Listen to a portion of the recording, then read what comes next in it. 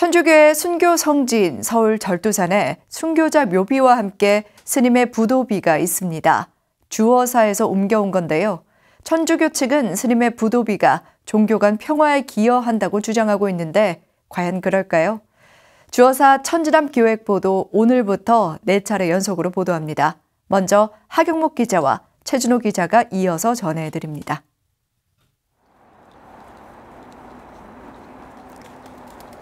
머리를 자른다는 뜻의 절두산입니다. 조선 후기까지 양화진 잠두봉이었지만 1866년 병인박해 당시 천주교인들의 처형장으로 사용되면서 절두산이라고 불리게 됐습니다. 1966년 한국 가톨릭이 순교 성지로 지정하면서 순교자 기념탑과 성당이 들어서고 천주교인들의 순례 코스가 됐습니다. 그런데 이곳에 스님의 부도 탑비가 있습니다. 높이 91cm, 폭 33cm의 해운당 대사 의징집이 비명이 선명합니다. 탑의 뒷면에는 숭정 기원 후 무인년 5월 어느 날 세우다 상좌 수견 천심이라고 새겨져 있습니다. 탑비는 1973년 11월 경기도 여주 주어사에서 발견된 것을 이곳으로 옮겨온 겁니다. 해운대사의 부도 탑비가 왜 천주교의 순교 성지에 와 있는지 관계자에게 물어봤습니다. 저희는 그거에 대해서 이미 답변을 드린 바가 있어요. 근데 이걸 계속 연락을 오는 이유를 잘 모르겠는데요. 어디에다가 답변을 드렸다는 거죠? 저희는 조계종에다가 교구에서 회신을 드린 걸로 알고 있어요. 2017년에 이미. 조계종 종교평화위원회에 확인한 결과 2017년 5월 천주교 서울대교구는 해당 비석은 부정한 방법이 아닌 정상 경로를 통해 취득한 것이므로 환수 요청 대상 유물이 아니라는 취지의 답변을 보냈습니다. 서울대교구가 밝힌 정상 경로는 무엇일까? 어떤 경로를 말씀을 하시는지 궁금해서요. 추가로 뭔가 확인할 부분이 필요하시다면 요청하시는 원서를 보내주시면 됩니다. 1999년 절두산 순교 성지가 발행한 한국 가톨릭 문화유산과 절두산 순교 기념관에 따르면 해운당 대사 탑비는 천주교 관계자들이 1973년 주어사 터를 답사하는 과정에서 발견한 것으로 당시 논주인 이모 씨의 기증 성낙을 얻어 양화진 성당 뜰로 옮겼다고 기록하고 있습니다. 논주인 이모 씨의 성낙이 정상 경로를 의미하는 것인지는 의문입니다. 소유권자가 있으면 소유권자의 동의를 얻어야 되는 거고 만약 소유권자 여부를 알 수가 없다면 이 실무법에 의한 이 실무 습득 절차를 거쳐서 가져가야 정상적인 방식이지. 그래서 우리 문화재가 다 국가 소유가 된 거 아닙니까? 내 땅에서 내가 발굴한 것도 내가 못 갖는 세상인데. 조선시대 유생들이 천주학을 몰래 숨어 공부한 곳인 주어사가 한국 천주교의 요람으로 중요한 의미를 가지면서 천주교 측은 해당 비석이 오히려 종교 간 평화에 기하는 일이라고 밝히고 있습니다. 법적인 다툼을 차치하고라도 도덕적인 측면에서도 유물은 제자리에 있을 때 역사적인 빛을 발한다는 것이 해외 문화재 환수에서도 주된 논리로 여러 차례 언급되는 내용입니다. 탑비의 주인공이 스님이라는 것만으로도 탑비는 불교계 혹은 주어사로 돌아와야 하는 것이 진정한 종교 평화에 기하는 것이 아닌지 진지한 고민이 필요한 시점입니다. 그런데 주어사지에서 발견된 건 해운당 대사 탑비만이 아닙니다.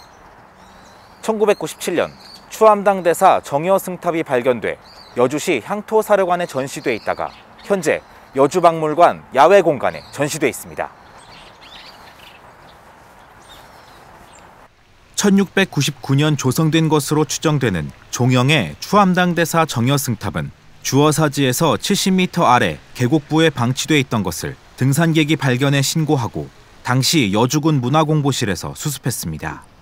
주어사 올라가는 입구 그 부분에 해운당 대사 의징지비하고 부도가 있었다고 합니다. 그 해운당 대사 의징지비는 천주교 측에서 절두산 성지로 옮겨갔고 부도는 여주군에서 이제 지금의 그 여주 박물관의 전시는 그 향토사료관에서 가져가서 보관하고 있다. 천지남과 함께 최초의 한국 천주교 강학지로 알려진 주어사는 다산 정약용이 직접 쓴 정약전과 권철신의 묘지명의 일부분인 주어사에서 강학을 했다는 기록에서 나타납니다. 주어사와 관련된 전설로 한 스님이 잉어가 머무는 곳에 절을 지었으나 어느 날 빈대가 법당 한가운데 기둥을 이룰 정도로 들끓어 수행자들이 계시로 생각해 절을 떠나 폐사됐다는 이야기가 있습니다. 하지만 주어사 관련 활동을 해오고 있는 송탁 스님은 이 전설이 원래 전해 내려오던 것이 아니라 나중에 만들어진 이야기로 생각된다고 밝혔습니다. 우리는 계시라는 말을 사용하지 않아요. 부처님의 계시다 이런 말은 쓰진 않거든요. 근데 계시라는 말을 듣고 이건 좀 만들어진 얘기가 아닐까. 부처님의 계시로 여기에서 스님이 이게 이 절은 다 뭐 명이 다 되었으니 내가 떠나야 되겠다라고 생각했다고 하는 것은 스님들의 정서상 이게 맞는 말일까라는 생각이 들고요. 한편 천지남은 여지도서나 해동지도 등 지리서에서도 그 이름이 등장합니다. 천주교 수원교구는 1779년 강학이 열릴 당시 천지남이 이미 폐사돼 성역화가 불교계와는 상관없는 일이라고 주장하고 있습니다. 그에 대한 증거로 다산이 1827년 폐허가 된 천지남 터를 방문해 지은 시를 제시하고 있습니다. 하지만 프랑스인 샤를르 달레 신부의 조선 천주교회사에는 강학을 처음 시작하던 시기 광암 이벽이 스님들의 안내로 눈길을 뚫고 강학 장소에 도착했다는 기록이 있습니다. 또 1797년 다산이 형제들과 천지남에 놀러가 쓴 시 사석에서는 천지남 스님들과 함께 공양하고 잠에 들었다고 명확히 말하고 있습니다.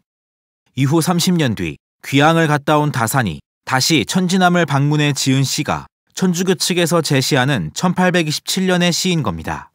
그래서 1827년의 시는 오히려 천지남이 1801년 신유박해로 스님들이 희생되고 절도 불태워졌을 가능성을 보여주는 결정적 증거라는 분석도 있습니다. 주어사와 천지남의 역사와 폐사 경위 등에 대해서는 명확한 기록이 나오지 않고 있는 가운데 구전을 둘러싼 논란이 이어지고 있는 상태입니다. 따라서 천주교 측의 일방적인 성지와 추진과 불교 지우기에 대응하기 위해서는 두 사찰의 역사에 대한 심도 있는 연구가 필요해 보입니다. BTN 뉴스 최준호입니다.